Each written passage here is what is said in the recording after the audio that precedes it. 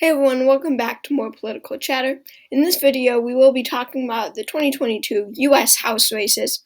So, of course, everyone watching this video, if you live in the United States, you live in a congressional district, and voters will be voting for who they want representing them in the US Congress. So, this is not Senate. This is not the presidency, of course, not governor, but the U.S. House of Representatives. There are 435 representatives currently, 435 districts also, and 218 are needed for the majority. In front of you is my current prediction, and we're going to go through the key races, and I will talk about them. I believe that Republicans will once again take back control of the U.S. House with 228 seats. To the Democrats is 207. I do believe that they will take back control, and let's get right into it. So let's start off on the West Coast. First of all, in Washington, we really only have one competitive district where there is a two-term Democrat running for their third term, so I do believe that it will pull it out by a lean margin. There's also Washington's third district, which is pretty uncompetitive. However, Marie Gluesenkamp-Perez, the Democrat, is running a very good campaign against Joe Kent, the Republican, who's very extreme Republican. He won the primary against Jamie Butler. In Oregon, in what is this? The 1, 2, 3. I believe the 5th or 6th district, possibly.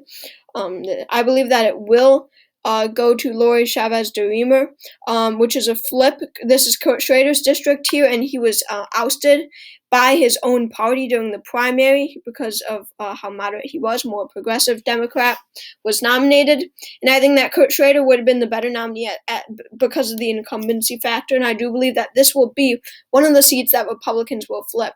Republicans only need to flip 5 seats this November and hold on to every one that they have. It will be extremely easy for Republicans to win majority, and in my opinion, they will win 10 more than they need. And then we also have a somewhat competitive district to the left of that, but I think it's going to go Democratic. Looking in California, we have a few competitive districts right in the middle, mid California. Josh Harder, I believe, will win re-election by a lean margin. We have an open seat. I believe this is the 19th district. I think that Democrats will very narrowly pull out a win. A tilt margin means less than 1%. The district below, I forget. And I researched all these districts, but of course, I don't know every single one now that I'm looking at the map. I forget who's running here. However, my prediction is it going to tilt red. And then we have Mike Garcia's district here. I believe that he will win by maybe 1,000 votes. I think that this will be a very close race, as it always is, and I believe that it will go to him by a tilt margin. He'll win re-election. Young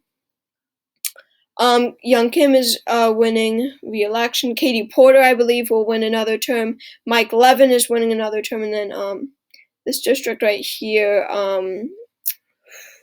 forget who's running here, but it's a woman. I forget her name though. It's a younger woman, but I believe that she will win re-election, or not re-election, or first term by less than 1%.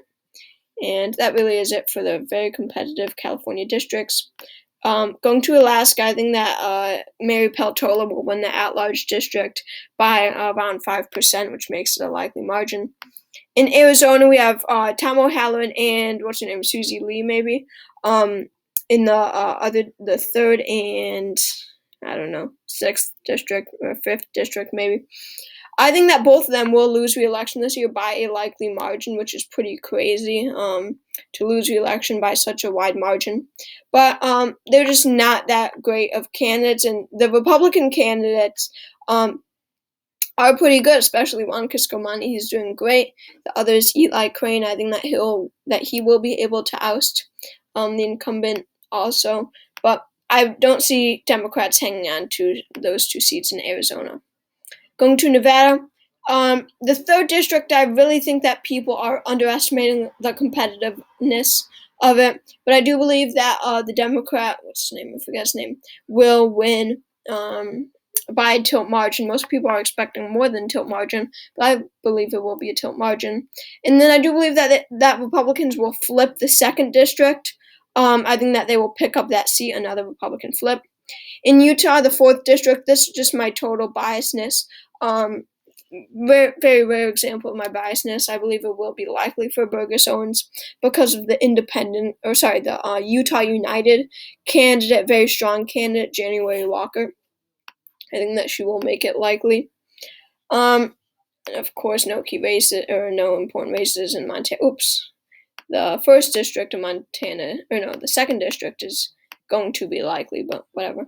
Going down to New Mexico, the second district has a Republican incumbent. In a year like 2022, I bet Harold, the Republican incumbents really are going to win re-election across the board. Same goes for the New Mexico second district. In Colorado, we have a few competitive districts. Lean Democrat in whatever this one is, and then right above the Denver area, we have a closer Republican district. I think that it will go lean Republican. Forgot about the second district of Nebraska. I think it's going to go to Don Bacon, the incumbent, by a likely margin. He's very popular. If you don't know, a new New York Times poll came out in Kansas' 4th district, maybe. The 4th district, that showed the incumbent Democrat Sharice Davids leading by a very wide margin, and her chances increased a lot since then. I think that she will win by a lean margin. I feel that most people will agree with me there. Now, I do have a big call in Texas's 28th district, I believe. It was redistrict. We have a Republican incumbent, Maya Flores, and a Democrat incumbent, Vincent Gonzalez, both running in this district because it was redistrict. So we have two incumbents. And most people think that Gonzalez is going to win another term. However, I believe that Flores is going to win another term. She pulled out such an upset in her first district that I see her as just such a strong electorally strong candidate that she will win once again and pull out another upset. The district to the right to the left of that, I think we'll go to the Republicans, and then we have a Democratic incumbent in the 28th district, possibly. I don't know. I'm not good with the numbers of the districts, but I think that Democratic incumbent will win another term. In Georgia's, I don't know, something. We have a Democratic incumbent that I believe will win another term. Excuse me, let me close my window. 1 second.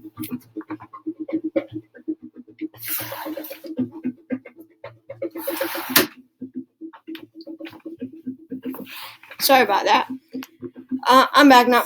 And let's move up to North Carolina now.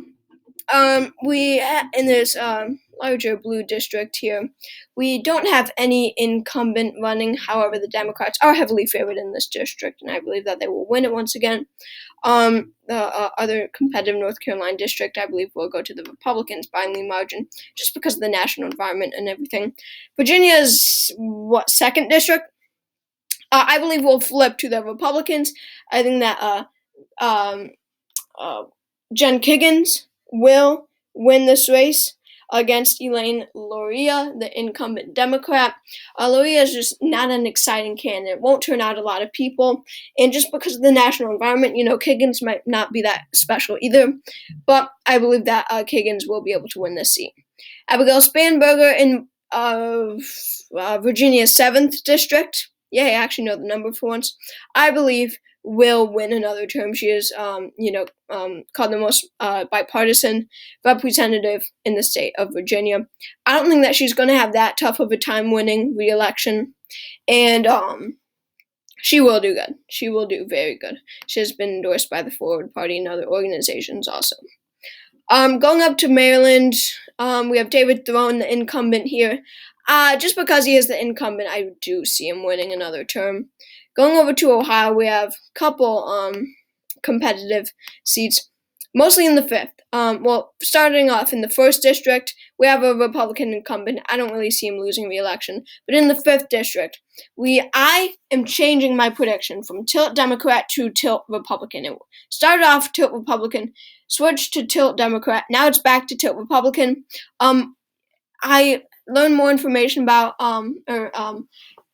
this district, and that it was redistricted to make it more Republican. And with that, I think that Jared Majewski will be able to pull out a very, very narrow win against incumbent Democrat Marcy Kaptur, who's been serving since like 1980 and running for her 20th term. In Indiana's 1st district, Frank Mervyn, the incumbent, will win once again. The two very gerrymandered Illinois districts, I think that Democrats will pull out wins in both. However, very close wins, tilt margins in both. Republicans can very easily win those seats. This one, whatever that is, lean Democrat. And then Iowa's 1st district, Cindy Axne, I believe, will lose re-election. I think that Republicans will flip this district also, just because it is Iowa and it did go to Trump by a very wide margin.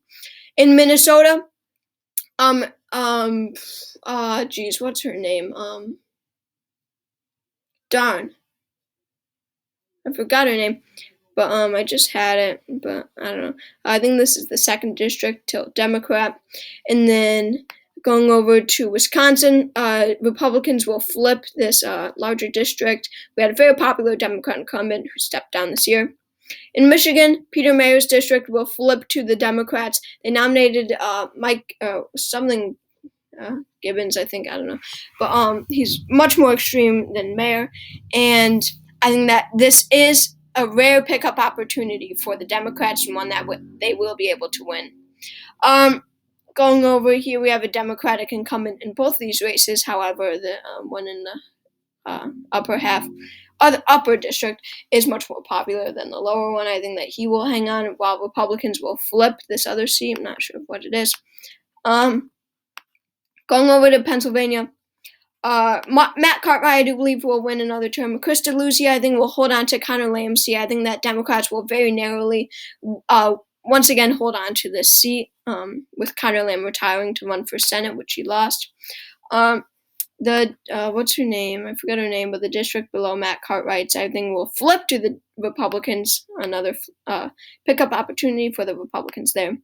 I also think that Republicans will flip New Jersey's 3rd district. Definitely an opportunity there, as New Jersey is shifting to the right.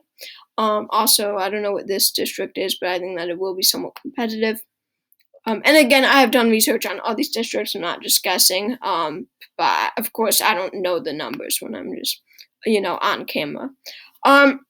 Tom Suozzi retired to run for governor. Very bad decision. It will be very hard for Democrats to win the seat. However, I think that they will be able to do it by a tilt margin. Pat Ryan, I think, will hold on by a lean margin. He switched districts in his former district, the 19th. I think because of Pat Ryan's very popularity, and if Democrats run the right campaign once again in the 19th district here, I think that they will be able to win it once again. Jahana Hayes will win by a lean margin in Connecticut. I'm very confident of that. She's running a fine campaign. I've been getting a lot of ads for her. And then in Connecticut's 1st district, the 2nd will be likely also. Here's where my biasness comes into play again. Another rare example. I think that it will be likely, even though John Larson has been in Congress since 1994. There's a new moderate Republican, Larry Laser, who wants to reform the Republican Party, and he's a great candidate. If only he had more money, he would be winning this race. Going over to Rhode Island's 2nd district, Alan Fung will pull out an upset. Very confident of that. Everyone thinks that Seth Magaziner will win. No, I promise Alan Fung will win. Both districts in New Hampshire, I think, will go lean Democrat, Chris Pappas, and someone. Oh, I remember Angie Craig is the Minnesota 2nd representative. I know no one cares. And then finally, I believe that Jared Golden will pull out very much an upset in Maine's 2nd district. So, thank you all for watching this video. Comment, I do believe that Republicans will flip the U.S. House into their power. So as I said, thanks for watching, and I hope to see you all next time. And remember to go out and vote. 6 days until Election Day. 6 days. If you can vote, if you're 18 or older, vote. My sister just got her absentee ballot, and it was sent here by accident. I won't go into the story, but I helped her fill it out, and it was great. But make sure to go out and vote, and I hope to see you all.